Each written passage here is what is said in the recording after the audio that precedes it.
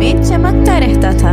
महल के आसपास नीले और सफेद लिबास में परियां रक्स करती थीं। महल के अंदर चांद के बादशाह और मलिका अपनी नन्ही मुन्नी बच्ची शहजादी नूर को प्यार से देख रहे थे। शहजादी नूर की आंखें सितारों जैसी थीं और चेहरा सुबह की रोशनी जैसा। एक रात शहजादी खिड़की से बाहर जमीन को देख रही थी, जैसे वो नीले सियारे की खूबसूरती में खो गई हो। उसी वक्त एक जादुई चांदनी की रिबन हवा में उड़ी और गलती से शहजादी के गिर्द लिपट गई।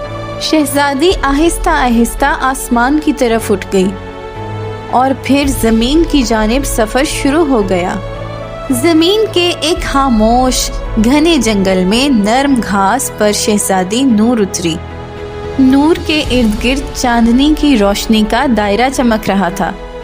इसी जंगल से एक बेऔलाद जोड़ा गुजर रहा था, सादा कपड़ों में नेक दिल मर्द और औरत। अचानक उन्होंने एक चमकती हुई बच्ची को देखा। औरत